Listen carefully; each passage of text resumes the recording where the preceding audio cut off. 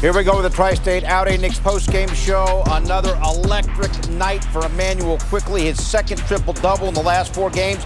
Had a career-high 12 assists, had 10 rebounds, and a career-high 34 points. And how about Obi Toppin? Another career-high for him. He went for 42 points and 10 rebounds. What a way to finish for the Knicks.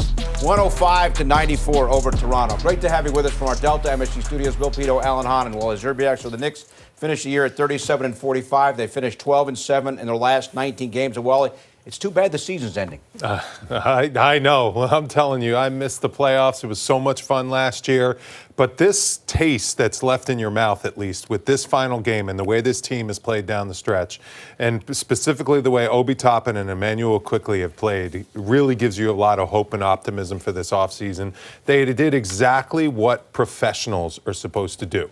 They got their opportunity to get more playing time. They seized their opportunity, and they opened up a ton of eyes. That's exactly what they do. Their careers are on a great trajectory. Going into this offseason gives them a ton of confidence.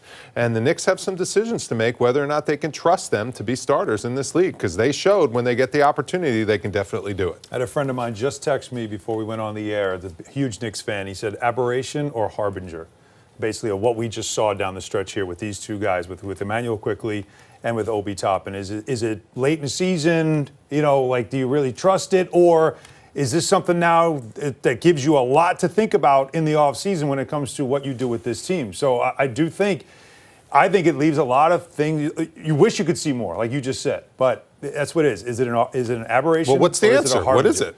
What do you think? I'm not paid to answer that question. That's a tough That's call. a very difficult thing to. This is not an aberration. They went out there and did their job when they got the opportunity. But you have to decide now, okay, are you going to start them next year? Exactly. Bill's right. Well, it's easy. That's why for us what I'm to say saying is it's easy. not an aberration. This is real. This is what these guys are capable of doing when they're given minutes consistently. You want to believe that. You do. You This want is to what believe they that. are. You want to believe that. It's really hard to play. But what do you do then? But what do you do? See, that's why I said it's easy for us to talk about because we don't have to deal with the results.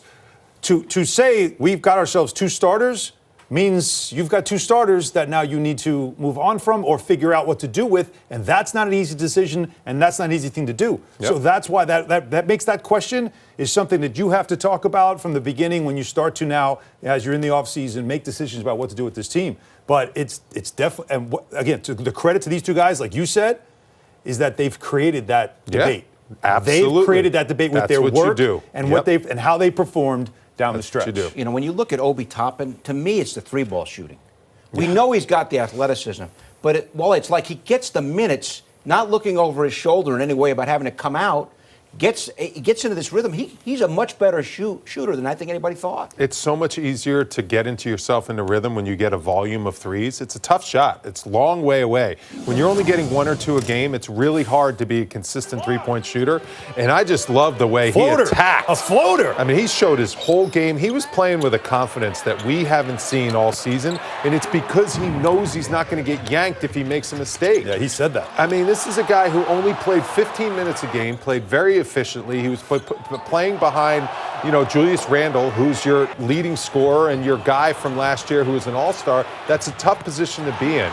Now he's getting the freedom to play through mistakes, to play with confidence, and look at the talent. I mean, how do your eyes just are completely wide open to his capabilities in this league. I mean, he took shots without hesitation tonight. You could tell. He missed his first couple threes, didn't matter. Made his 3rd one, made his 5th one, and then he got hot. 6 for 14, good percentage. 14 threes. I mean, that's so great that he was able to take that many threes with that much freedom, get himself into a rhythm, and show that he's a very capable 3-point shooter. I believe he's a very capable 3-point shooter at this level. I've been waiting for him to show everyone because I remember how he shot it in college, and he's opened everyone's eyes and he's showed everyone. And when we looked at, he's got 12 threes made in his last 2 games. Out of 23. Right. Yeah. Out of 23. He didn't have his 12th made 3 of the season until January, and he's got 12 in the last 2 games. Out of a lot more, by the way. Out of a lot more. He was a low percentage 3-point shooter earlier in the season.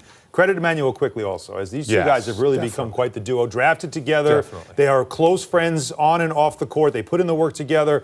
And I do think what you notice also is how Immanuel Quickley finds Obi Toppin knows where to find him, get him in rhythm, get him some leak out, some easy baskets, and he's entertaining. These two guys play with great pace. They get up the floor. Quickly gets a rebound. He's a good rebounding guard. He had a triple-double, by the way, Bill. Did we even say that? He had another triple-double. Second in his 10 last rebounds. 4 games. You don't listen to me. No, he doesn't. Just want to make sure we said it. We tune you out, Peter. Say it again for the people in the back, because it's important to note. 10 rebounds from the guard position, and rebounding is something he's been doing this season, and it helps start the break, gets guys out. And when he rebounds from the guard position, and Toppin sees it, Toppin takes off, they get easy baskets.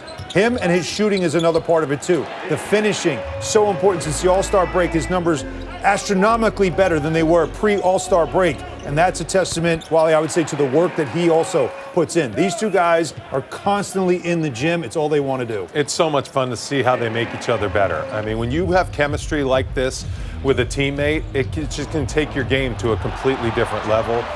They're playing for each other. They're playing with passion. They're playing having fun. I mean, they're out there lighting up the world's most famous arena as second-year drafted guys, by the Knicks. And it's just a great thing to see. And this is what, hard work does, like you mentioned, when you put it into the gym. And this is what talent, when they get the opportunity, they can do. And that's exactly what they showed, exactly what everyone needed to see in these last couple games. They both play with such joy. Yes. And it's really fun to watch. And fun to watch is very important because NBA is entertainment.